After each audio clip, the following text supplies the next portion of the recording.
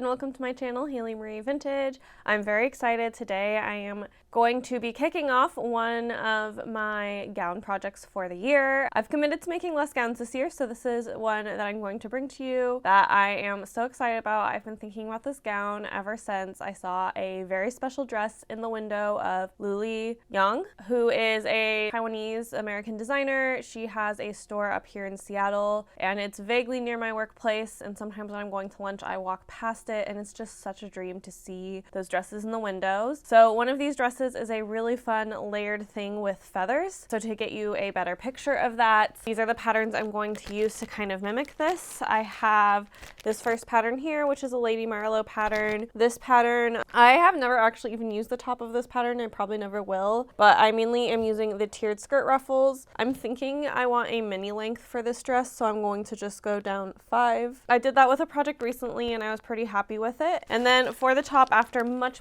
deliberation between, I'll pop it here, but essentially I had 4 patterns for the top that I was debating between, and I asked my Patreons and my Ko-Fi monthly members, and they helped me get it down to this guy here. So I'm actually going to do view 1 here, but without the sleeves. So I just want to do one ruffle, and then I think I like the deep neck and I like this V neckline. I think it'll be really pretty, because what'll be really different from the dress in the window is I actually have, I'm gonna go pink with it, which I feel like is probably not a surprise to any of you who've been around. Black and white gown is not my deal, so I picked up, these are the feathers I'm gonna use. So she has really thick, beautiful feathers. There's only so much I can do to mimic that, so my plan is to layer 3 layers of trim. Her design kind of had like the, I forget what it's called, but they're just like kind of more of like a pattern feather. So instead of doing a pattern feathered, I wanted to do kind of more of like a gradient. I think now that I've seen these in person, I wish I had done something maybe slightly different than this light pink, because this light pink looks really white next to the purple. But that is the plan for the feather trim. And then for the fabric, I have, oops, it's like slightly shiny cotton sateen that is vibrant pink. When I use designers' dresses, I'm really trying to use them as inspiration. I'm not trying to make a direct replica, just because, I don't know, I would feel weird about making exactly the same thing. And also, like, I loved the silhouette of this dress, but like I knew like the color and the bodice cut were like not for me. So that's why sewing is really great, is you can see something and be inspired. Also, I believe that dress is $12,000, so that is very far out of my budget. So this is a fun way for me to recreate something that I saw that I really loved. I'm so excited about how pink and cute and fun this dress is gonna be. So with that, we're gonna hop straight into cutting out the fabric. I anticipate this to take quite a while because of the way I'm going to do these ruffles. I'm expecting a couple hours, just cutting away. So let's hop to it. All right, we are kicking this off and cutting out a lot of fabric. I am starting first with the like skirt base. This is what you sew all the ruffles to. This always takes quite a bit of time because I have to transfer all the tier markings for where the ruffles actually sit. Because this one I'm only doing 5 tiers, I only have to mark 4, because obviously the top tier just lines with the top. So that's pretty nice. When I do all 7 tiers in here, I have to do a lot more tiers. As always, Spooky is watching closely, kind of getting in the way, needing a lot of talking to and encouragement to leave me be. Actually, I'm just kidding. In this case, I'm pestering her. Let's be honest here. What I will also note is I only have this process. I don't know what happened. I swear I took footage of me cutting out the ruffles, but I didn't. So for each ruffle, normally you only cut 2 pieces, the front and the back, which exactly mirror each other. But in this case, I actually had to cut 4 because I wanted to be able to have the ruffles have just like a ton of body. So I wanted to double up the fabric on them, as well as this will aid in how I like keep my edges clean and do some other things that I think are really important for these ruffles to look really nice. So I am cutting almost double the amount of fabric that I would normally need to sew this pattern. I did, however, capture me cutting out the bodice pieces. This was pretty straightforward. I have made this bodice before, and I don't know, there was nothing weird about this, so that's at least exciting.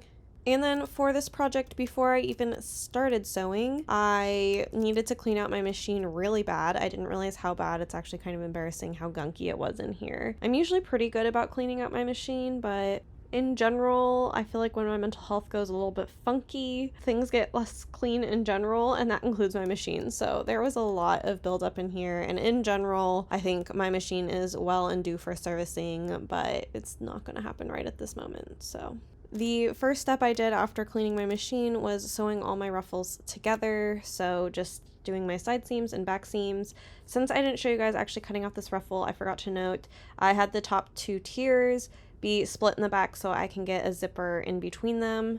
It was at this point in the ironing process that I became kind of worried that this fabric might have actually had a nap, which basically means it's going to look weird, like a velvet or a corduroy, if like pieces weren't all cut in the same direction. So fingers crossed that I'm wrong and that there is no nap, because that would be not good for this project. I can't get this fabric. I don't have access to buying more of this fabric. So, and then once those are all ironed and looking good, I am then pinning the ruffles together along the bottom line where I want that really clean, nice edge. And then I am, of course, sewing it. This was pretty fast and pretty nice to do, which is great because, I guess, spoiler alert, this project starts to become more bulky and challenging by the minute. So this was a really nice step to do. And then for this, I am clipping my seams, or I guess the circle. All of this is a rounded edge, so I'm just trying to make sure everything is as rounded and great as possible. And then I am understitching on the wrong side of the ruffle, the part of the ruffle that's going to lay down. This I'm doing for a few reasons. A lot of times when you do a ruffle edge like this to clean it up, if you don't have like a lace or a trim or something sandwiched in there, it will kind of like do weird things and you'll see that seam line and it'll look super messy. So this understitching is helping to make sure it looks really, really neat on the top. The other thing that this understitching and this kind of like layered style technique does is it ultimately adds additional structure that I think is really beneficial. And then my next step from here was to sew these 3 layers of feather trim together. So I was working with just one piece of trim. I decided to do pink on top, then purple, then the light pink, because I want the the pink that matches the pink of the dress to be on the top so it's a little less high contrast. I don't even know if this really makes a huge difference, but in my brain it did, so this is how I did it. So yeah, I'm just using a basting stitch to just stitch all this together. I will note this trim was very gluey, so it did result in the stickiness of my sewing needle and probably was not the greatest for my machine, but sometimes things just are what they are. This is also where I'm going to stick in my reminder that I do have a Patreon and Ko-Fi where you can go over and support me for $5.50 a month to just help me pay for all the materials and time and all of that stuff that this channel takes to maintain. Last year I made negative 82 cents an hour on this channel, and this year my goal is to get to at least $0, so I always really appreciate any support I get over there. But let's continue on with this project. I am then marking about 1.5 inches up above the ruffle, again on the wrong side. This is what I'm going to sew the feathers to. I have the top of the ruffle still open, so that way I can just sew the feathers to the lining side, and that way you don't see the feathers up at the top of the ruffle, because obviously that would be quite ugly and not great. The other benefit in my brain of doing it this way is if I ever need to wash this dress, if somehow it becomes pretty heavily soiled, I can then cut off the feathers, wash it, and then sew the feathers back on. So that's kind of another idea behind this. And then here you can see me actually sewing that on. I used a zigzag stitch that was as long and wide as possible, again because I think eventually if I need to clean this dress and being able to remove these would be really beneficial. Then I would have to though re-hand sew them all on, which is not that appealing, so I'm hoping to never really need to wash this dress myself. Also, this just was kind of a weird amount of fabric to work with because I was trying to make sure not to sew through the other side of the ruffle while doing this. And for my last step of the day, I am pinning the top of the ruffles together, and then I'm going to baste that down just so that way none of my fabric shifts when I eventually go to sew these on to the dress.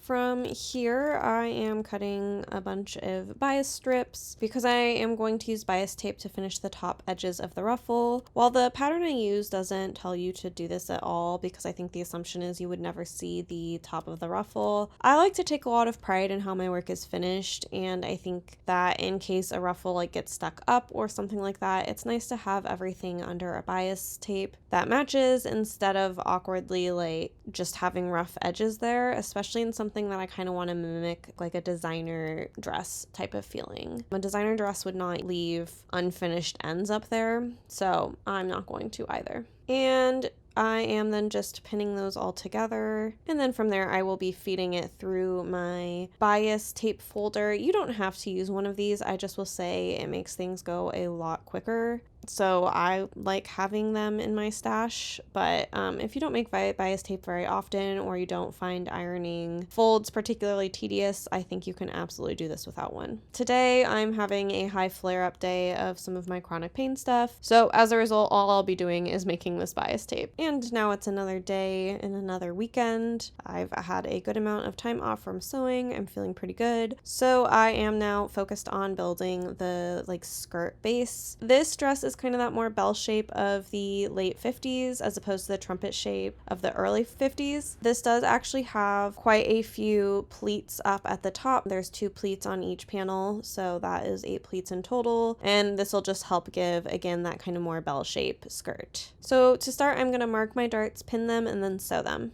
And then of course I'm going to press them to the direction they should go, and then I am ready to sew up the back seams, the side seams, the front seams, all the sewing. While sewing these seams, I did play thread chicken, and I did indeed lose thread chicken and didn't notice until I was all the way done with the seam, so that was a bit of a bummer. One of my focuses was to sew on the first ruffle, so that way I could cut off the rest of the skirt that I didn't need, and I just used a pinking shear and used pinking for this because all the seams in the skirt are pinked because this is a pretty dense cotton. So that's what I did here, is I just went around and cut it as close to the seam as I could with a pinking shear. So I've already done one ruffle to try to get a vibe on what this feels like to sew, and with that one ruffle done, I am now confidently going about the rest of the 4 ruffles I need to do. My method for this is I did the marking on the inside, and I really prefer not to mark on the outside of a garment unless I have to, just because this then adds needing to wash it and other things that I just quite frankly don't want to deal with. So I am actually just poking the pins through all the markings on a line so then I can see the markings from the top, and then I'm using the pins to gauge where exactly I should be pinning the ruffle over top them. So we have a lot of layers on layers of pins right here. And then if you're going to do this method where you use pins to kind of show through, make sure you go back underneath the fabric and take out all those pins that are underneath, just because it'll get snagged in your machine, break things, break needles, become eye risks, all of that. So make sure to take out that under layer of pins. So yes, is this more work than if I had just done the markings on the front side? That would likely never be seen. Yes, but am I still happier having all of the marks be on the inside of the dress? Also yes. Once the pins feel correct and everything's pinned where I want, I'm going around and just doing a top stitch on the ruffle, sewing it to the skirt, and making sure there is absolutely no sewing weird bits of the skirt together, so making sure I'm tracking where all my layers of this are. And then here's where the bias tape come in. I am just finishing the top of the ruffle with this bias binding, so if again these feathered ruffles fly up a little high, you don't see any weird unfinished edge, you just see the same exact fabric and a bias tape. And again, this is probably not a necessary step, but it makes me feel better about my makes. And from there, I am just sewing the rest of the ruffles on. This project, of course, as expected, got heavier and heavier and more challenging to maneuver around my machine. A lot of this stitching, if you were to look at it, the quality is really, really poor, which does bum me out, but I am not working with an industrial machine. It's not really made to deal with this much stuff, and I also don't have a big enough sewing table to really maneuver this around well, so I did the best that I could with it, even if my stitching I'm not necessarily the happiest with. I will say I think probably this year this is the project that I've sworn the most while working on. I was starting to get pretty frustrated with this because it was just very challenging and frustrating, which is always a bummer, but I try not to do too many projects like this because I have always noticed once things start to get really heavy and difficult to maneuver, I start to get more and more frustrated with the project. All this to say, sometimes projects are frustrating and they are worth it in the end, but it's okay to be frustrated in the moment and get a little cranky. It is okay to feel your feelings. I sometimes get comments of people who are like, oh, I would really enjoy your videos if you didn't complain about your sewing. And I don't know about you guys, but I just don't feel like it's realistic to have a sewing process that you absolutely love and enjoy every single minute of from beginning to end.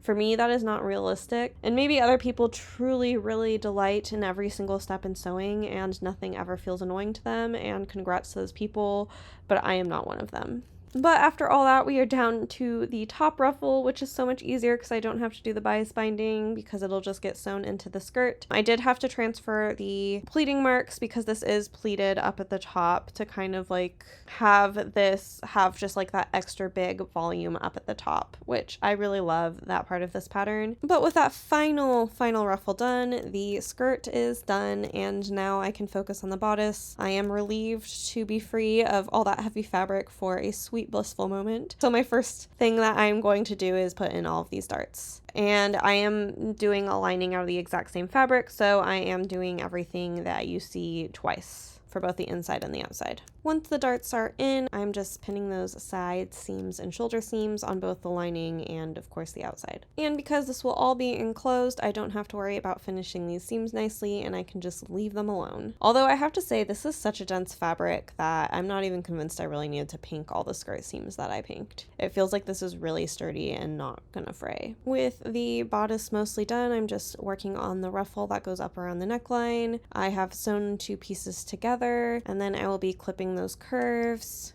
Before again understitching here, I'm basically just doing exactly what I did here for all the bottom ruffles. Arguably, you could argue the bottom ruffles are modeled off of these top ruffles that I've done many times before with the kind of like doubled up fabric. And then I am ironing this to make sure it is nice and sharp. Before putting in gathering stitches all around that neckline, I'm doing double rolls here. The gathers get kind of intense at the shoulders, but because of the way I'm scaled up this pattern in the bodice, it had impact on this ruffle, and I didn't quite understand that impact before. So I actually needed to make sure I had gathering all the way through the back, because some of the back of the ruffle just had to be a little bit more eased to make sure it went in nicely. And I don't usually baste things this way, but once I got the ruffle easement all figured out on the neckline, I actually basted that down before I'll then pin the lining to it. I did this way just because I was feeling kind of nervous about the whole way this ruffle was going to work out. Things weren't quite aligning, the math wasn't mathing, so as a result, I'm just like being extra cautious. But figuring out the lining is tomorrow's problem because this is the last thing I'll be doing today. Before I got started the next morning, I had to give Spooky her head butt quota and her forehead kisses and make sure she was well taken care of till she was so annoyed she left my ironing board. Gee, what a bummer. My first step is to sew down this label onto the lining. It's easier to do this when the lining isn't quite in yet. And then another step I decided to do before sewing on the lining was pull out all the gathering stitches. I feel like it's always easier to do that when you just have like less fabric around. And then I'm finally pinning on the lining to the ruffle and the main part of the bodice. And then once that's done, I'm of course clipping my corners, clipping my curves, and I'm also cutting out some of that gathered fabric from the middle of the ruffle so that way the bodice doesn't feel too bulky up at the top. Before then understitching to attempt to get a really nice clean roll on that ruffle. The way this ruffle is sewn in just can cause problems a little bit in how things lay, especially with it being so stiff. So having that understitching will hopefully be really helpful on avoiding some of those issues. And then I'm going to work on getting the arm holes finished, the arm seams. This is sleeveless, so I don't have to put sleeves in, but that also means I have to figure out how I'm finishing it. So first I'm just pinning them together before then putting in some bias tape here. I am using lots of pins here and really easing this around the corners to make sure it lays nice and flat on the inside. In the past, when I would finish armholes with bias tape, I didn't leave enough ease for the bias tape to actually lay flat inside of the bodice, which leads to just a lot of different problems. So I generally now err in too many pins and too much ease because it's easier to figure that out than it is to figure out how to make things lay flat when there's not enough fabric. And with all things I want to lay nice and flat, I am understitching the tape after I sew it in. And I am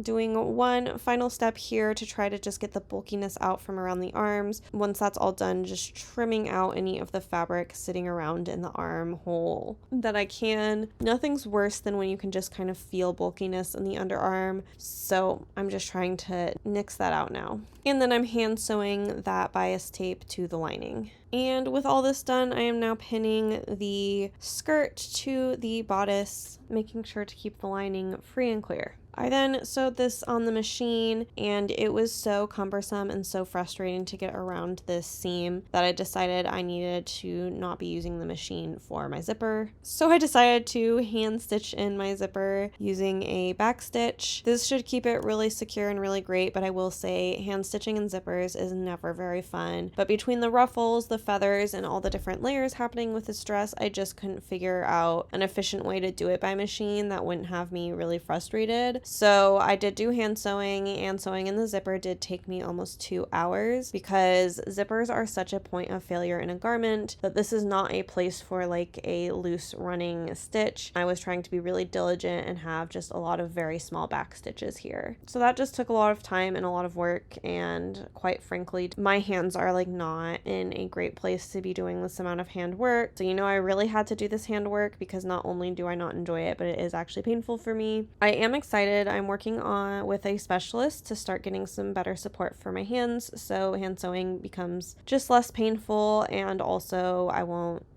lose things. Just kind of a reminder that sewing is really hard on your body, and there are things you need to do to take care of your body, and I know that is really, really hard to figure out how to do that in the United States healthcare system. But with the zipper in, I am so close on being done with the dress. I am just turning in the lining by that 5/8 seam, so that way it will be a clean edge before I will then pin it to like the waist seam and the zipper seams and all of that to get everything nice and enclosed and looking so clean and couture. And then I get to hand sew that all down using a slip stitch. This is so much easier and less painful than going through all the zipper tape and figuring all that out. Of course, here I am going through zipper tape, but still, zipper tape with a slip stitch is not nearly as terrible as going through it with a back stitch. I'm really happy. I'm so excited to show you the final product of this dress. So let's hop into the reveal.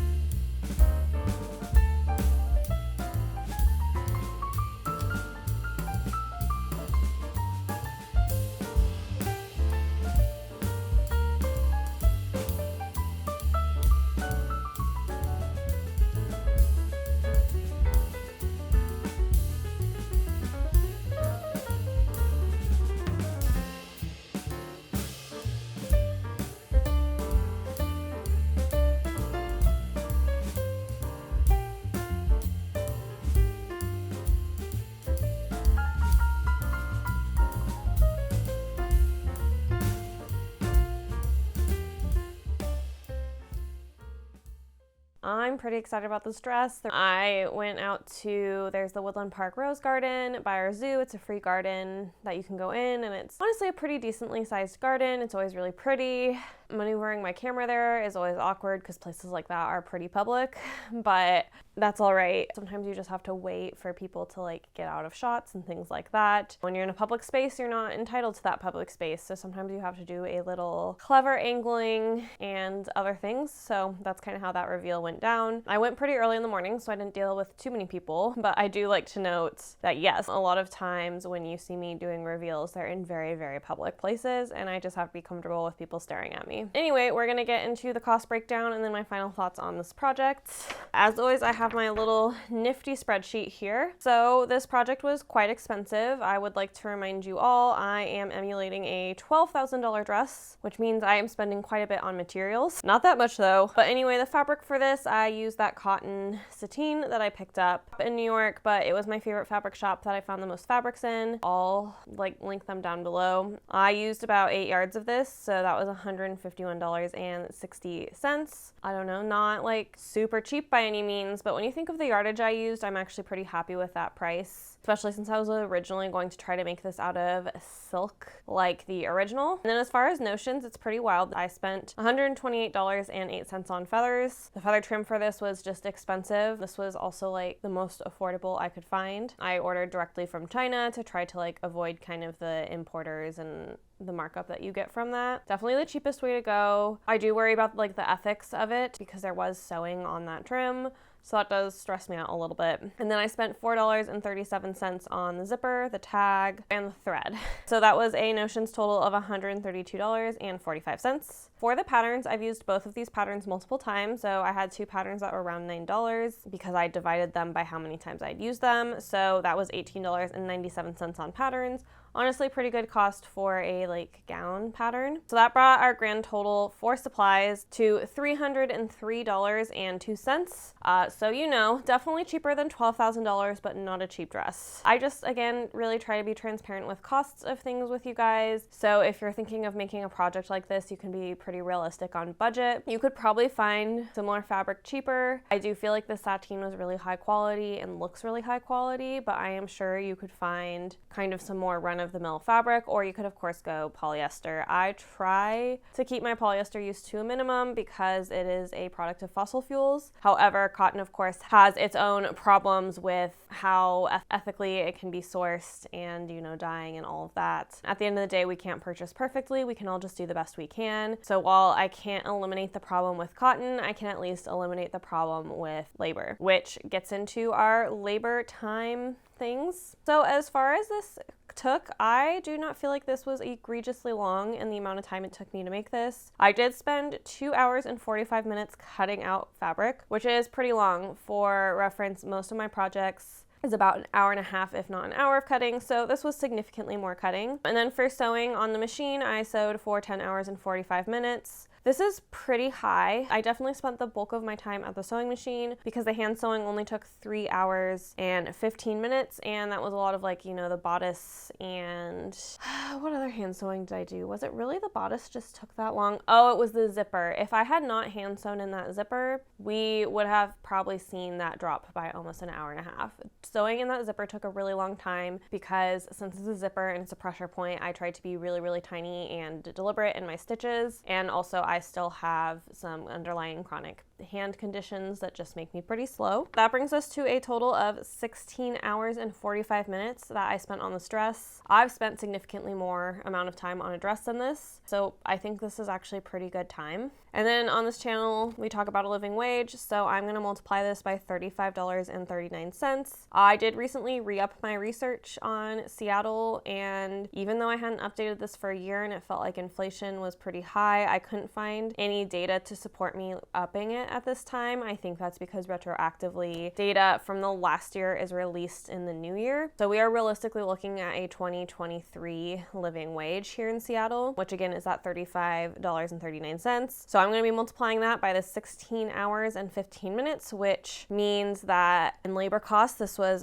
$592.78. So pretty expensive labor cost wise, but this is by far not the most expensive labor cost wise dress that I've made. It is, I think, one of the most expensive dresses I've ever made for my own supply costs, but as far as my labor costs, not too shabby. So that means for me to pay myself, make no profits, have nothing like that built in. I would need to sell this dress for $895.80. Admittedly, for a dress like this, that does not feel like egregious. This is really like a high-end, hard to find type of sewing. And as a result, I didn't really, I took a quick perusal of what was around feather dress-wise in the wide world of the internet. I could not find anything that was very comparable on any of those cheaper fast fashion sites. And since I did take inspiration from the original dress, that was $12,000. I just didn't search too hard for alternatives that were like cheaper or more in budget, because ostrich feathers in this amount of yardage, which I think there is about 30 yards on this dress. It's not cheap, and so there's no reason to really give you like lower price points. I do feel like this goes on par with like what those high-end like prom dresses or high-end gala or like red carpet dresses would cost, without, going into the thousands and thousands of dollars. Like for a dress under $1,000, I do feel like that would be a reasonable price for this dress, considering all my labor that went into it. I don't think it's actually that crazy, because again, we're looking at that $12,000 price point. I do want to note here, I'll link an article down below. Expensive does not mean ethical. So I could not find anything online about Luly Yang on her labor practices. There's no transparency on her site about who's sewing her garments and how they're sewing them. There's nothing like that. And that does not necessarily mean her labor sources are unethical, but usually when a brand uses ethical labor, they scream it from the rooftops. They really want to let you know, because they know that that is a concern that buyers have. I'll link, like I said, the article down below, but just know if you're paying $12,000 for a dress, you're still not necessarily paying for a dress that was ethically made. This applies to all high-end dresses or high-end couture things. There have been multiple labor violations found in couture houses. I will try to find sources for that. I've just definitely watched documentaries that have covered this. So just because something's designer doesn't mean you're safe from unethical labor practices. In general, if they are not talking about their labor practices, they are not using great labor practices. So I'll get off my little soapbox and we are going to move into talking about the dress itself. I am so proud of this. She's heavy. I actually meant to weigh her, but I'm betting this is well over 6 pounds. There's just a huge amount of fabric used in this. Retrospectively, I could have definitely made this dress a little bit different and a little bit less heavy, but before I get into that, I first want to talk about my experience wearing the dress. I wore this dress out to a theater show. I felt very comfortable in this dress. By the end of the night, I was ready to take the dress off, and that would have been me wearing it for about 4 to 5 hours, which honestly, you're not really gonna wear a dress this fancy for that long.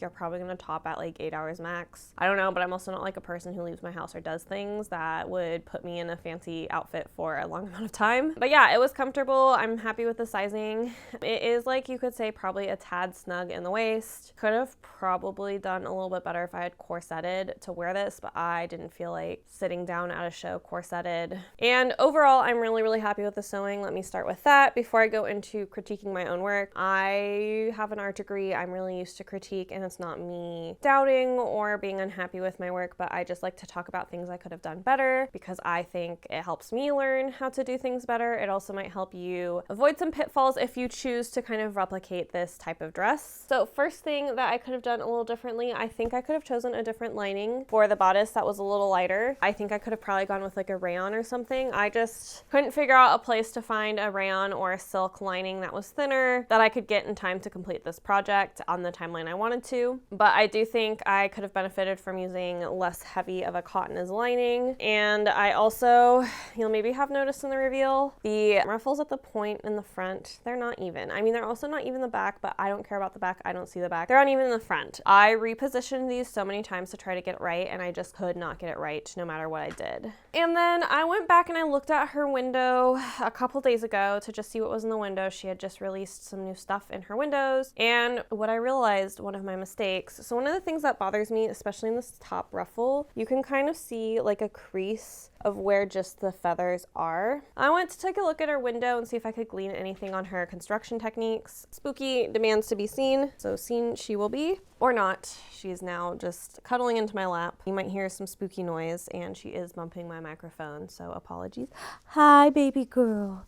You such a good bean. But anyway, this poofed it out weird, and I stopped and I looked back in her window, and she uses horsehair braid a lot. And that's something I think this dress would have really benefited from. So if I could go back and redo this dress, instead of doing the double layer understitching technique I did on these ruffles to keep, you know, the fabric always on the right side and all that stuff, I would have instead just cut one layer of fabric, put the horsehair in, and then fixed, oh, except for that would have required more hand sewing, so I don't know. This is quite a conundrum, but I still think I would have used horsehair instead of a double layer of fabric because that would have taken some of the weight out of the dress, but still given me kind of that stiffness and poof that I wanted in these. Because a huge reason why I constructed the ruffles the way I did was to get this dress a lot of weight and a lot of body. And I think horsehair could have done it in both a cheaper, less manual labor, and lighter to wear way. So that is definitely something I would do differently. Yeah, I think I just named a couple. I think those are the two things I would do differently. Otherwise, like I said, I'm really, really happy with this dress. I think the result turned out beautiful. I will wear it proudly. So yeah, I'm really happy with it. I hope you enjoyed this project. I really enjoyed making it and showing it off to you all. This has been definitely like a project that I've taken like a year and a half to gather all of the knowledge and thoughts and things I needed to complete it, and it completely like met my vision despite the critiques I just lobbed over at it. I'm incredibly happy with this dress. But with that, I am going to sign off. I will see you next week for another video. As always, you can support this channel, spread this video by giving it a thumbs up, commenting down below, and sharing it with any friend you might think would be interested. That always really helps me. It helps me grow my channel. And then I do have my Patreon that I mentioned where you can support me monthly. Your main perk is that you have access to videos about 4 to 5 days earlier than they publish for the public. But mostly it's honestly if you just want to support my channel. And like always, I will see you next Friday at 8 a.m. Pacific time. Bye!